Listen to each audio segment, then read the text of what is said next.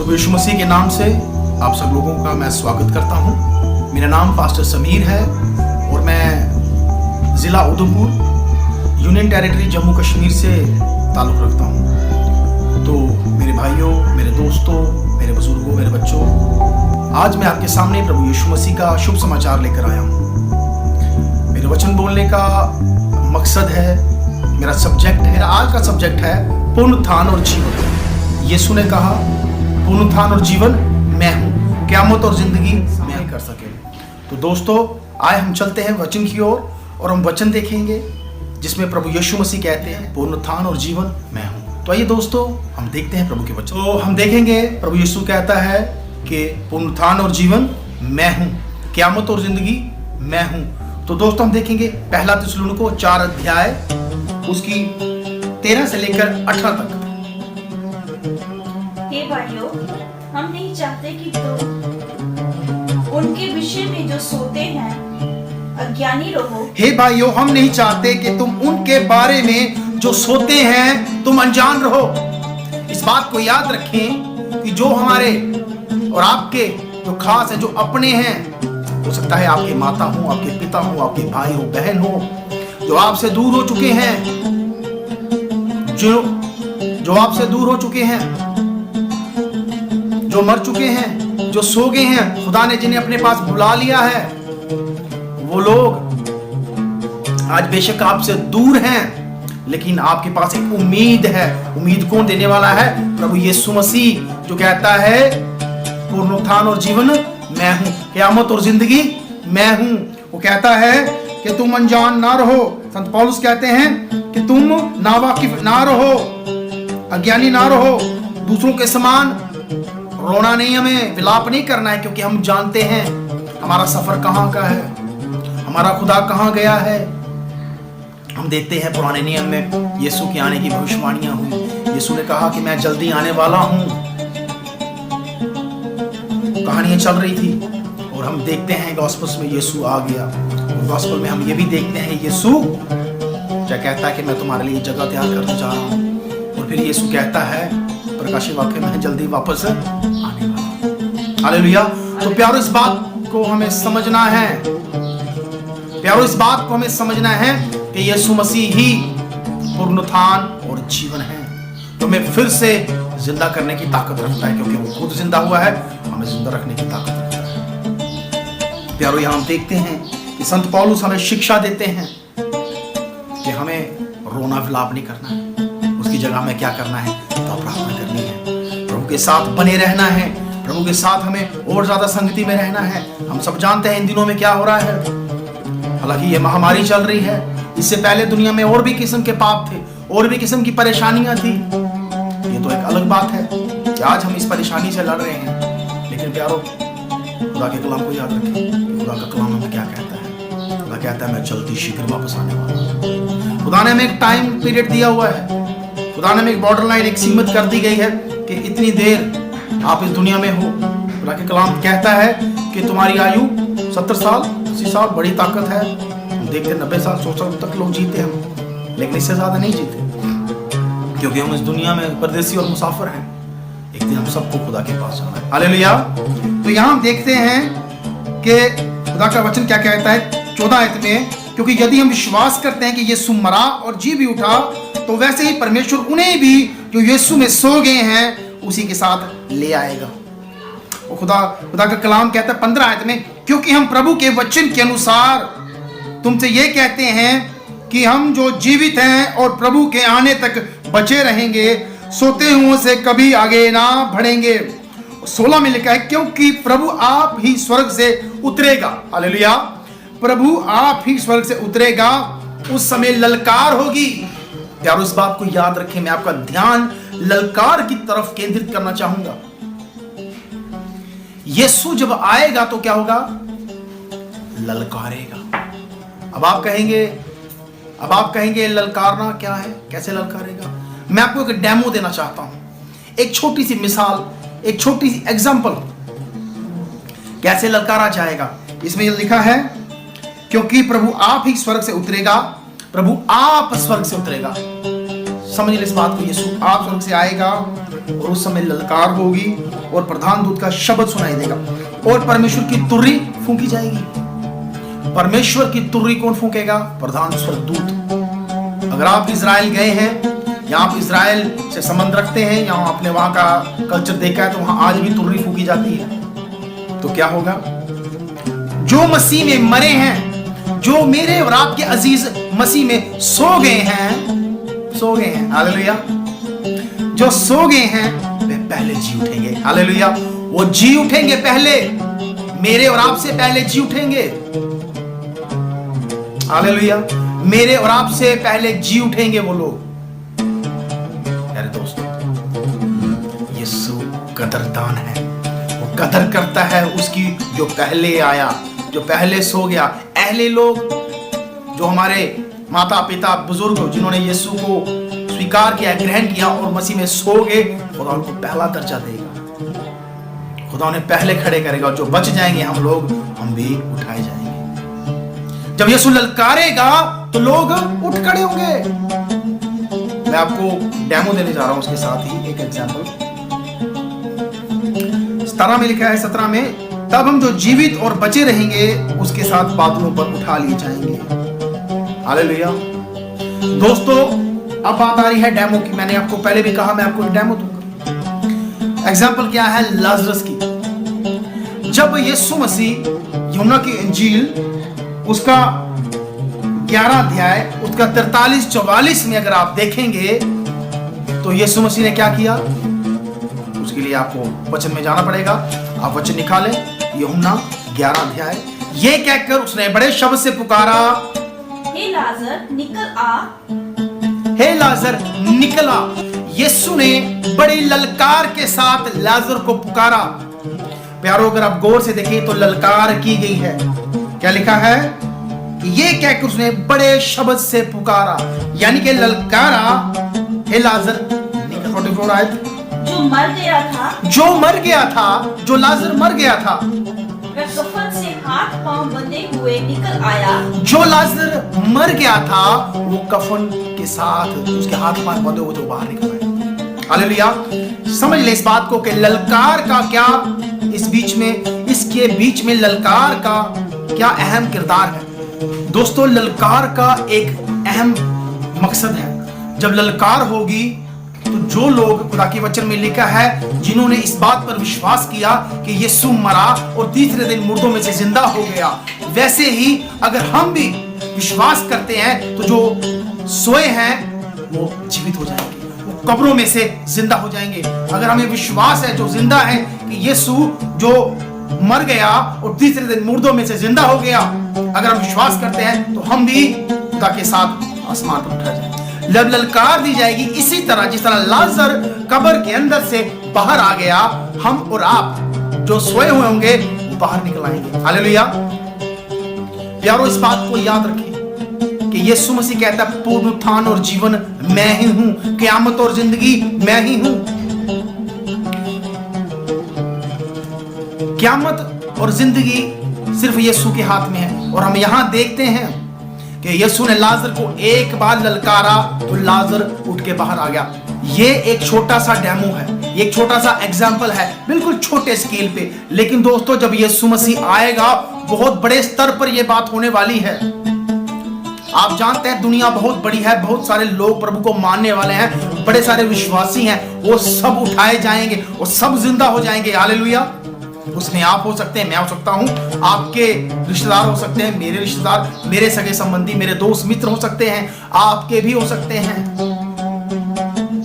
हमें इस बात को समझना है कि प्रभु ने जो हमें समय दिया है, उस समय को हमें जाया नहीं करना, उस समय को हमें गंवाना नहीं, उस समय का हमें इस्तेमाल करना है। हालेलुया। तो यहाँ पर यीशु ने एक ललकार के साथ एक लाजर को जलाया, लेकिन अब जब यीशु ललकारेगा तो एक लाजर नहीं, लाखों करोड़ों लाजर जिंदा हो गए। हालेलुया। यीशु ने उससे कहा, पुनरुत्थान और जीवन मैं ही हूँ। यीशु ने उससे कहा, पुनरुत्थान और जीवन मैं ही हूँ। यीशु कहता है कि क़यामत और जिंदगी मैं हूँ। जो कोई मुझ पर विश्वास करता है, वह यदि मर भी जाए तो भी जिएगा। जो कोई मुझ पर विश्वास करता है, अगर वो मर भी जाए तो तो जिएगा। प्यारो, अगर आप और मैं प्रभु यीशु मसीह पर विश्वास करते हैं, अगर हम यीशु पर ईमान रखते हैं, कभी नहीं मरेंगे। ये बाइबल कहती है, और बाइबल को मानने वाले लोग इस बात को समझते हैं। बाइबल को पढ़ने वाले लोग, खुदावंद के विश्वासी लोग इस बात को मानते हैं कि अगर हम मर भी जाएंगे तो नहीं मरेंगे। क्यों? क्योंकि पुनरुत्थान और जीवन यीशु के हाथ में है। यीशु कहता है, मैं हूं क़यामत और जिंदगी। क़यामत और जिंदगी सिर्फ खुदा के हाथ में।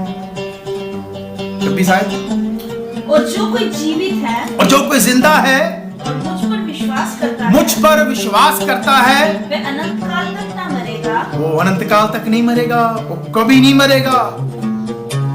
खुदावंद के वचन हैं, खुदावंद के फरमान हैं, जो कभी टलने वाले नहीं।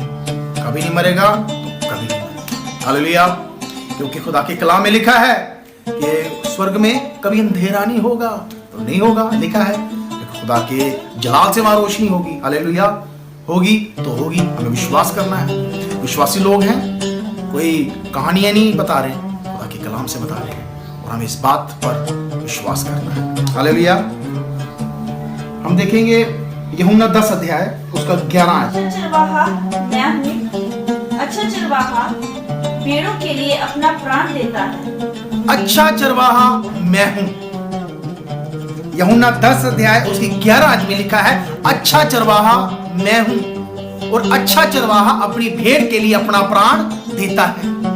प्रभु यीशु कहता है, अच्छा चरवाहा मैं हूं, पुनरुत्थान और जीवन मैं हूं, स्वर्ग का द्वार मैं हूं, राह सच्चाई जीवन मैं हूं।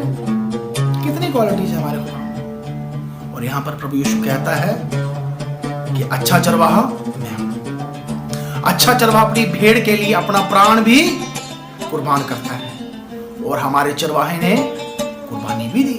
वो कहता है, वो मेमना भी बना कुर्बानी का, और उसने कुर्बानी भी दी। हालेलुया।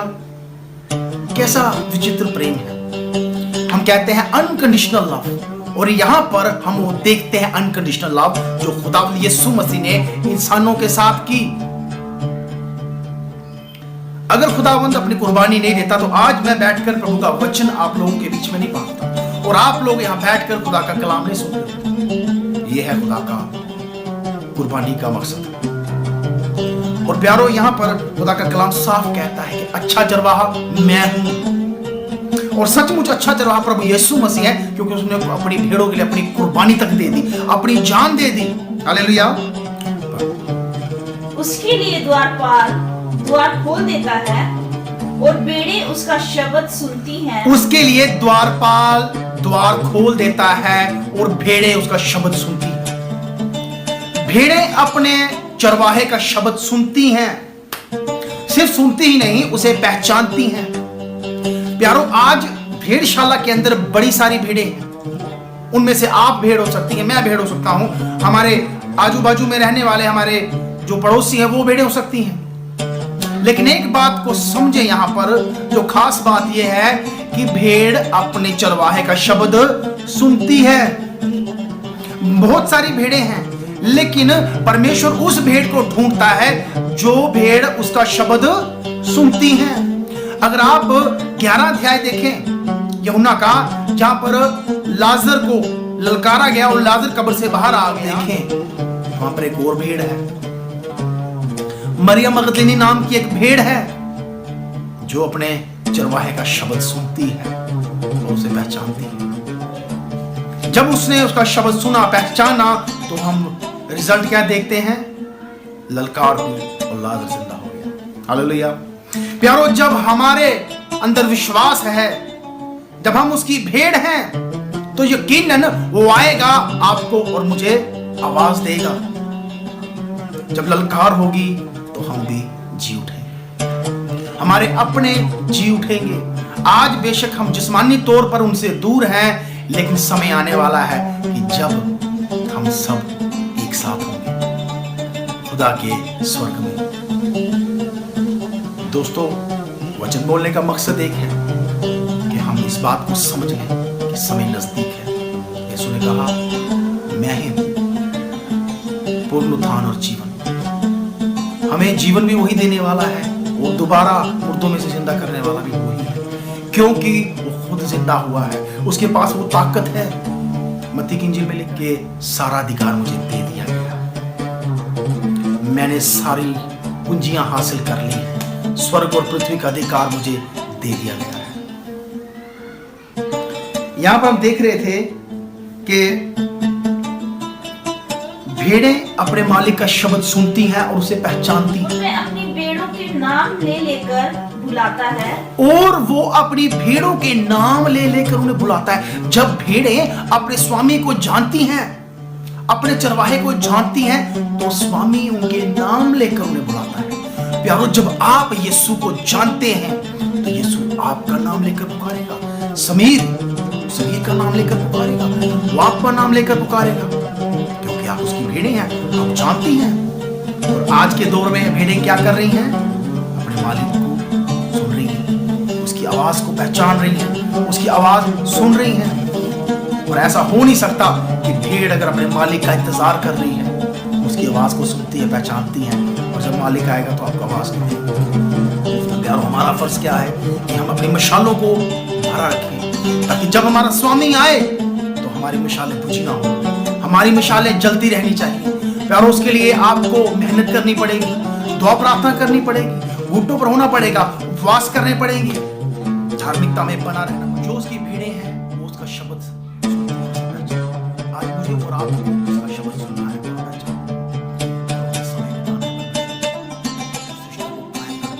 ताकि जब वो आए सीधा डायरेक्ट आपका नाम, आपके पड़ोसी का नहीं, आपके किसी रिश्तेदार का नहीं, जब वो आपका नाम लेगा, पुकारेगा, तो आपको आगे से जवाब करें। 4 आयत पढ़ें। जब वह अपनी सब भेड़ों को बाहर निकाल चुकता है, जब वो अपनी सारी भीड़ों को बाहर लेकर आता है, तो उनके आगे आगे चलता है, और भेड़ें उसके पीछे पीछे हो लेती हैं, क्योंकि वह उसका शब्द पहचानती हैं। प्यारो, जब यीशु आएगा तो वो आपको ललकारेगा, आपको आवाज देगा। जो लोग उसके शब्द को पहचानते हैं उनका वो नाम लेगा, आ जाओ बेटा, आ जाओ बेटियों, वो आगे होगा और आप उसके पीछे पीछे। हालेलुया। प्यारो, उसके लिए हमें और आपको तैयारी करनी है। ये सफर आसान नहीं है, ये सुनने में बड़ा मजा आ रहा है हमें, लेकिन आसान नहीं है। उसके लिए दाम चुकाना पड़ेगा। क्या यीशु मसीह को वो नाम पाने के लिए जो नाम उसे दिया गया थी, महान नाम, आसान था? नहीं, दाम चुका है। उसके जो शागिर्द निकले, जो समाचार सुनाने के लिए दुनिया भर में, क्या उनके लिए आसान रहा होगा? दाम चुका है। आज मेरी और आपकी बारी है। शायद हमें सूली पर ना लटकाया जाए, शायद हमें उल्टा ना लटकाया जाए, चाहे हमें पौलुस की तरह कोड़े ना लगवाया जाए, लेकिन दाम जरूरी है चुकाना।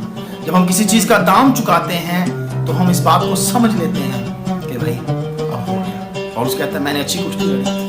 आप इस बात को समझ जाएंगे, और आपका जो मालिक बैठा है, जो आपका चरवाहा है, वो भी इस बात को समझ जाएगा। वो आपको आवाज देगा, पुकारेगा आपका नाम लेकर, और आप बाहर आ जाएंगे। और जैसे लाजर को ललकारा गया, लाजर बाहर आ गया, मैं और आप भी एक दिन बाहर आने वाले हैं। हालेलुया। प्रभु यीशु मसीह आपको और मुझे आवाज देगा, ललकारेगा, और अगर हम सोए होंगे तो हम जाग जाएंगे, और अगर हम जिंदा होंगे तो उठा लिए जाएंगे। हालेलुया। ये खुदा का कलाम था। खुदा का कलाम हमसे कहता है कि मैं ही पुनरुत्थान हूं, मैं ही जीवन हूं, मैं ही क़यामत हूं, मैं ही जिंदगी हूं। जो कि मुझ पर ईमान लगाएगा वो कभी ना मरेगा, वो मर भी जाएगा तो जीवित रहेगा। और आज आपके पास एक उम्मीद है, एक होप है, जो मैं आपको देकर यहाँ से इस वचन के जरिए आपको वो उम्मीद और होप दे रहा हूँ। परंतु वे पराये के पीछे नहीं जाएंगे। वो पराये के पीछे नहीं जाएंगे। जो भेड़ अपने स्वामी की आवाज को पहचानती है, वो पराये की आवाज सुनकर उसके पीछे नहीं जाएगी। आज बड़े सारे दावे करते हैं अपने आप में। हमें आवाज को सुनना है और पहचानना है। क्या ये हमारे चरवाहे यीशु की आवाज है? पिछले दिनों में हमने बड़े सारे रूमर सुने, ये हो रहा है, वो हो रहा है, ऐसे करो, वैसा करो। लेकिन जो लोग इस भविष्यवाणियों की पुस्तक, इस बाइबल को पढ़ते हैं, समझते हैं, वो कभी भी आजमाइश में न पड़ेंगे, क्योंकि आजमाइशें एक मसीही के जीवन में आना लाजमी है। आजमाइशें आएंगी, लेकिन जो टिके रहेगा उद्धार उसी का है। जो टिका रहेगा, बना रहेगा, ललकार उसी के लिए होगी। जो टिका रहेगा, जो बना रहेगा, उसी को आवाज आएगी और वही सोए मुँह से जिंदा हो जाएंगे। सिर्फ उनके लिए ये वायदा है। यारो, यूहन्ना 3:16 में लिखा है कि खुदा ने इंसान से इतनी मोहब्बत की कि उसने अपना इकलौता बेटा बख्श दिया, ताकि जो कोई उस पर ईमान लगाए वो नाश ना हो, बल्कि हमेशा की जिंदगी पाए। हमेशा की जिंदगी का वायदा दिया है। खुदा कहता है तुम मुझ पर विश्वास करो, कभी ना मरोगे। ये वायदा है खुदा का। और आप इस बात को याद रखें कि खुदा जब आएगा तो ललकार होगी और आप और मैं उठ जाएंगे। हालेलुया। हम सो भी गए तो आज के बाद डरना नहीं है। हम सो जाएंगे क्या हो जाएगा, हम मर जाएंगे क्या हो जाएगा, हमारा पिता कहाँ है, हमारी माँ कहाँ है, हमारा चाचा कहाँ है, मामा कहाँ है, सब मिलेंगे। खुदावंत का फायदा है। इसलिए यीशु कहता है पुनरुत्थान और जीवन मैं हूं। हम देखते हैं, मरियम को देखें, मरियम मगदलीनी सुनने वाला बनना है। कई बार हम बोलना पसंद करते हैं, लेकिन सुनना जरूरी है। मरियम को क्या कहा गया? इसने उत्तम भाग चुन लिया जो उसे कभी ना छीना जाएगा। प्यारो, आज बाइबल तो दोबारा लिखी नहीं जाएगी, लेकिन हम अपने जीवन में उन चीजों को दोहरा सकते हैं जो मरियम के लिए बात दोहराएगी कि इसने उत्तम भाग चुन लिया। क्यों ना मेरे और आपके लिए खुदाबंद ये इस बात को कहे कि इसने उत्तम भाग चुन लिया जो इसे कभी छीना ना जाएगा। और जब ललकार होगी, आप और मैं उठ खड़े होंगे, और अगर हम जिंदा बचे रहे तो हम खुदा के साथ उठाए जाएंगे। तो खुदाबंद आप सबको बरकत दे। इन्हीं लफ्जों के साथ मैं आपसे इजाजत चाहता हूँ। धन्यवाद। सबको जय मसीह।